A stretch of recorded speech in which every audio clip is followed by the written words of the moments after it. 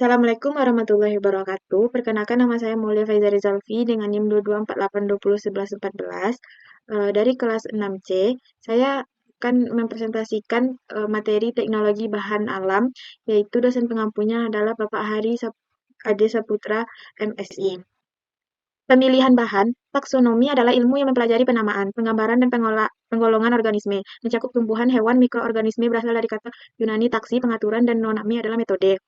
Ada 4 seleksi pemilihan bahan diantaranya. 1. Seleksi spesies, yaitu proses evolusi yang terjadi pada tingkat spesies, mirip dengan seleksi alam. 2. Seleksi usia, melibatkan penentuan kriteria untuk memilih bibit unggul, misalnya usia bibit tanaman yang ideal. 3. Seleksi bahan tubuh, bertujuan untuk menciptakan efek visual yang diinginkan seperti memperbesar dan memperkecil bagian tubuh. 4. Seleksi alokasi dan musim. Seleksi alokasi dan musim, langkah ini penting untuk memastikan pertumbuhan tanaman yang optimal. Pemilihan bahan, faktor yang mempengaruhi senyawa pada tumbuhan yaitu musim, kondisi air, intensitas paparan sinar matahari, dan kondisi tanah. Lalu, penyiapan bahan, tahapan memperoleh simplisia antaranya pengumpulan, sortasi, pencucian, perajangan, pengeringan, sortasi kering, pemeriksaan mutu, pengepakan, dan penyimpanan. Substansi basah untuk memisahkan cemaran dari bahan simplisia.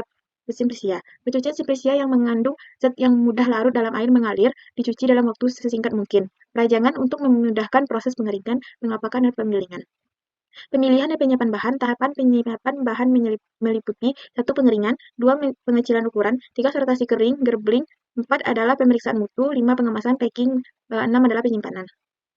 Pengeringan, BPOM nomor 32 tahun 2019, simplisia adalah bahan alam yang telah dikeringkan yang digunakan untuk mengobati dan belum mengalami pengolahan. Kecuali dinyatakan lain, suhu pengeringan tidak lebih dari 6 derajat Celcius. Bahan yang telah dikeringkan sebaiknya disimpan pada tempat yang kedap udara dan pada kondisi yang tidak lembab, serta pada suhu yang dingin. Bahan dapat dimasukkan ke dalam kantong plastik berkait zipper pack dan dimasukkan ke dalam lemari es. Menyimpan bahan dalam waktu yang terlalu lama juga tidak direkomendasikan karena dikhawatirkan dapat merubah susunan komposisi senyawa metabolit pada bahan tersebut. Pengecilan ukuran, alat yang digunakan yaitu gunting, pisau, alat penggilingan, blender, mortar, dan alat lainnya sesuai kebutuhan. Derajat kehalusan serbuk simplisia untuk pembuatan ekstrak merupakan serbuk simplisia halus seperti tertera pada pengayak dan derajat halus serbuk.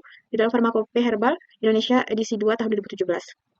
Sortasi kering, gerbling, dilakukan setelah simplisia kering dan sebelumnya dipak digunakan untuk membuat kotoran atau material yang tidak dikehendaki atau bagian lain dari tanaman. Untuk memisahkan benda asing seperti bagian tanaman yang tidak diinginkan atau pengotor lain. Pemeriksaan mutu. 1. Identitas taksonomi, analisis terhadap uji farmakonosis, fisika, kimia, biologi, dan mikrobiologi. 2. Pengujian TTD, mikro dan mikroskopik. Parameter yang diperiksa, 1. Kadar alat dan susut pengering, 2. Kadar abu total dan larut, asam, dan kadar serat. 3. Komponen yang dapat diekstrak, 4. Kandungan senyawa aktif, 5. Kontaminan mikro, 6. Residu pestisida, 7. Analisis impuritas organik dan anorganik.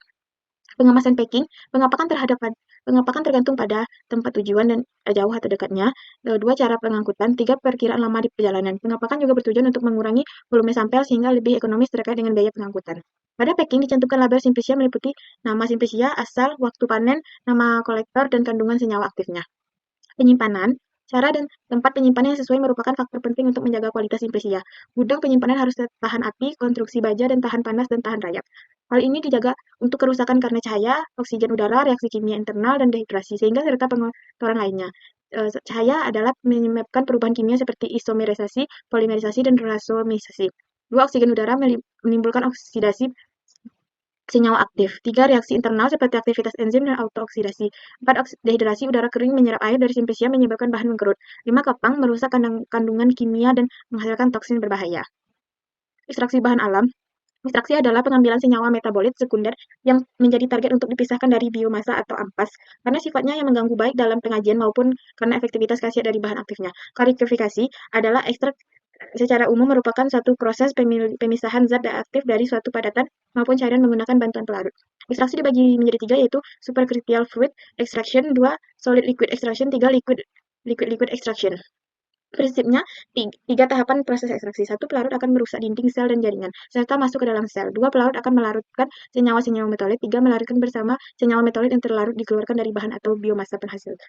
Metodenya yaitu maserasi, terdiri dari 4 tahapan, yaitu perendapan, pengadukan, penyarikan, dan pengulangan. Kelemahannya, membutuhkan waktu senyawa yang mudah rusak karena kontak terlalu lama dengan pelarut. Membutuhkan banyak pelarut, sedangkan kelebihannya teknologi yang sederhana, senyawa yang tidak rusak karena panas. 2 adalah perkolekasi, terdiri dari 2 tahapan, yaitu packing dan pengaliran pelarut. Kelemahannya menggunakan lebih banyak pelarut, senyawa terdiri tersari, dan mudah tersumbat. Kelebihannya teknologi sederhana dan waktu yang singkat. 3. Reflux. Papannya ada 3, peredaman, pemanasan, dan penyaringan. Kelemahannya terkait kerusakan senyawa karena panas, biaya dan lebih mahal. Kelebihannya menggunakan sedikit pelarut, waktu yang lebih singkat, dan rendaman.